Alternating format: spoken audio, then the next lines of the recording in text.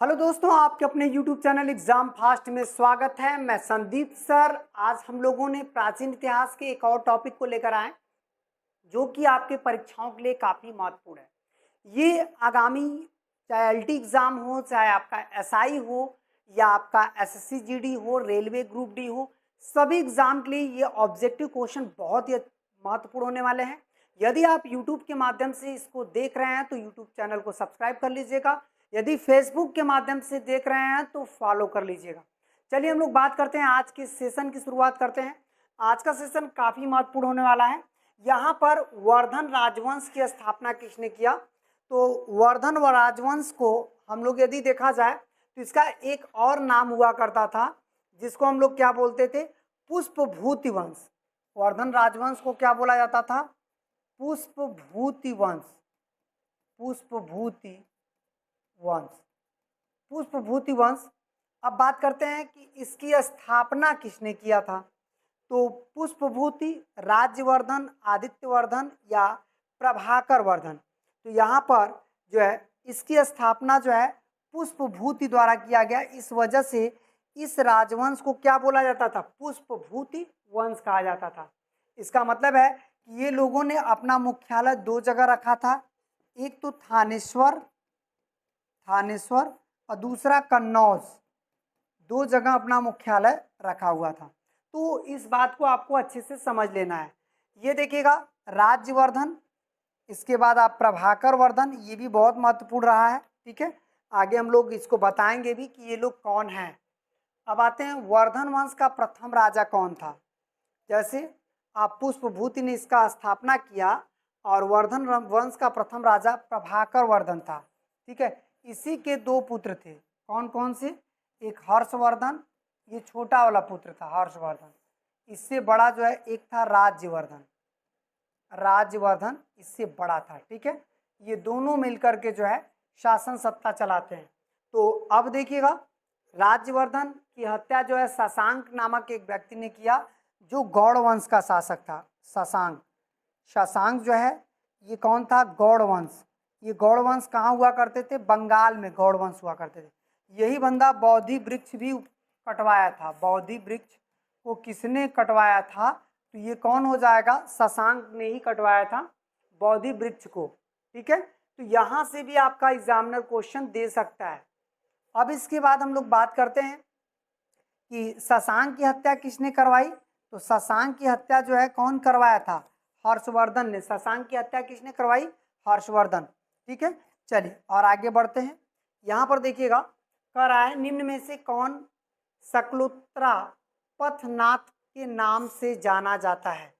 ये देखिएगा, ये जो है अशोक, हर्षवर्धन जो है, फिर आपका चंद्रगुप्त मौर्य है। ठीक है, या समुद्रगुप्त है। तो इसी किसको ये नाम से जाना जाता है यदि पूछेगा तो अब यहाँ पर क्या हो जाएगा? हर्षवर्धन। हर्षवर्धन इस नाम से जाना जाता है। अच्छा, यदि पूछेगा कि हर्षवर्धन तो शकलोत्तर पथ जो है नाथ है, देखिए शकलोत्तर रापथनाप हर्षवर्धन था।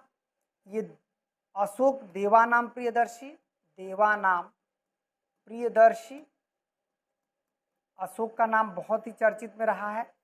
और समुद्रगुप्त नेपोलियन, भारत का नेपोलियन के नाम से जाना गया, नेपोलियन।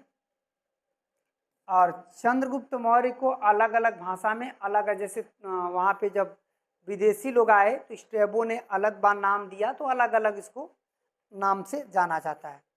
अब आते हैं, हर्ष का प्रधान सचिव कौन था? जो राजा हर्ष था, मतलब हर्षवर्धन। राजा हर्ष का अर्थ होता है हर्षवर्धन। इसका मतलब है कि उसका जो महान सचिव अवंती था, भांडी था, सिंहनाथ था, उपरोक्त में से एक से अधिक। तो ये क्या हो जाएगा? भांडी जो है इसका सचिव रहा। फिर इसके बाद निम्नलिखित पुस्तकों में से कौन सा एक हर्षवर्धन द्वारा रचित थी? तो हर्षवर्धन आप देखेंगे, हर्षचरित, कादम्बरी, रत्नावली, गीत गोविंद।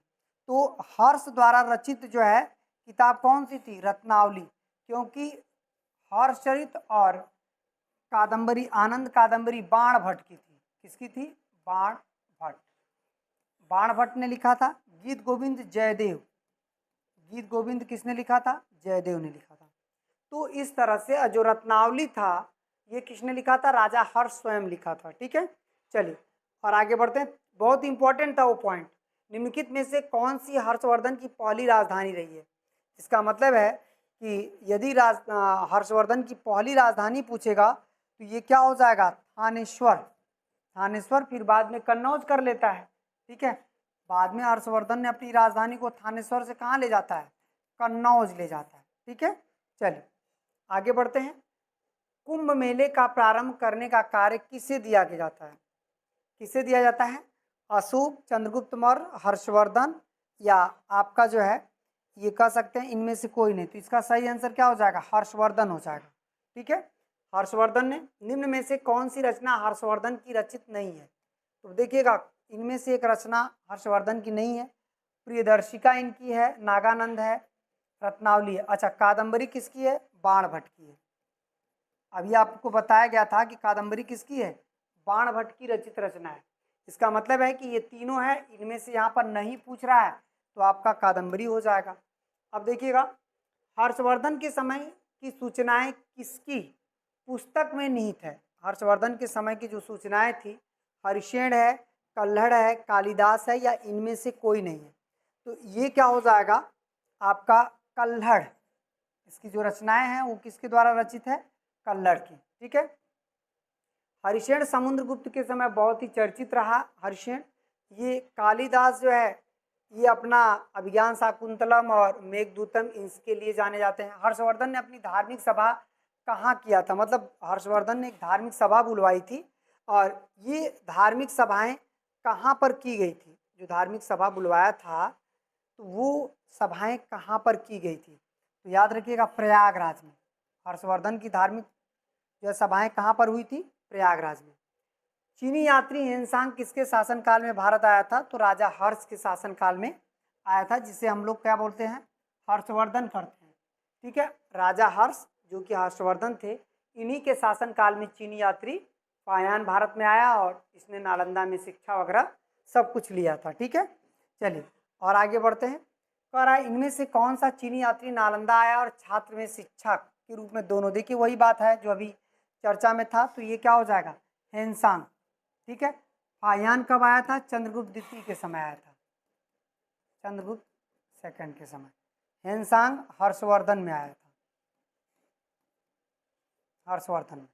ठीक है, सिंह भी जो आया था लेकिन किसी राजा में नहीं रहा तो इसलिए चर्चा नहीं होता है। अब आते हैं निम्न में से किस विदेशी यात्री के अनुसार ध्रुवसेन द्वितीय जो है प्रयाग में हर्ष की सभा में शामिल हुए थे? ये देखिए ये किसके अनुसार था? मार्को पोलो के अनुसार बताया जाता है कि आपका फायान के अनुसार बताया गया था। और ये मार्को पोलो, फायान, हेनसांग के अनुसार बताया गया था।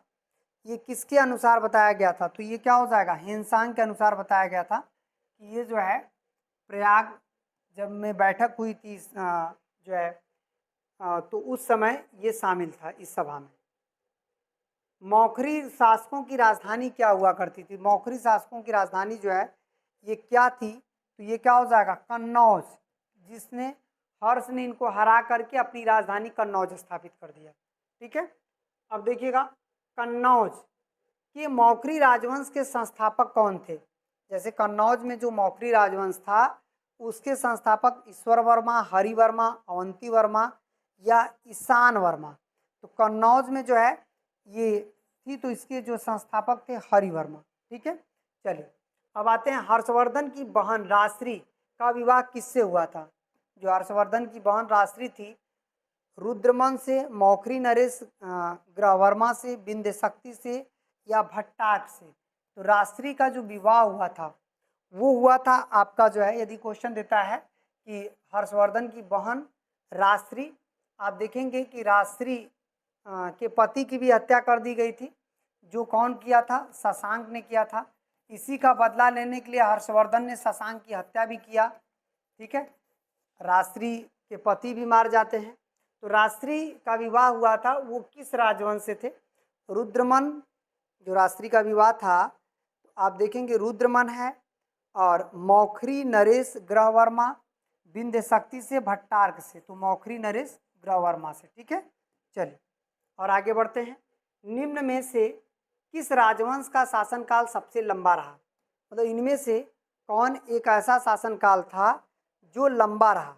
ठीक है, तो प्रतिहार, पाल, सेन, राष्ट्रकूट। पाल, पाल में कई शासक आते हैं जैसे विक्रमपाल, धर्मपाल, गोपाल। ठीक है, तो इसमें बहुत सारे हैं, तो इसमें ये पाल वंश क्या था, काफ़ी लंबा शासनकाल माना जाता है। पाल वंश का प्रथम शासक कौन था? गोपाल था। पाल वंश का संस्थापक भी माना जाता है और प्रथम शासक भी माना जाता है। संस्थापक भी है, प्रथम शासक भी है। प्रथम शासक गोपाल। और ये प्रथम शासक गोपाल कौन सा अनुयायी था? बौद्ध अनुयायी था। बौद्ध अनुयायी था, मतलब बौद्ध धर्म को ये मानता था। ठीक है, चलिए अब आते हैं अरबी यात्री सुलेमान। अरबी यात्री सुलेमान किस वंश के शासकों में को रूहमा कहा? इसका मतलब ये रूहमा कह रहा था, ये सुलेमान जो आया था अरबी यात्री, ये प्रतिहार वालों को कहा कि पाल वालों को कहा, राष्ट्रकूट वालों को कहा, या पल्लव वालों को कहा? तो ये क्या हो जाएगा, पाल राजवंश को इन्होंने जो है इस तरह से कहा था। ठीक है, तो आज का सेशन यही तक, फिर हम लोग मिलेंगे दूसरे सेशन में, जो कि अगला सेशन हमारा मिलेगा। ठीक है, तब तक के लिए आप सभी लोगों को धन्यवाद। यदि वीडियो पसंद आती है तो लाइक, सब्सक्राइब, शेयर जरूर करिएगा।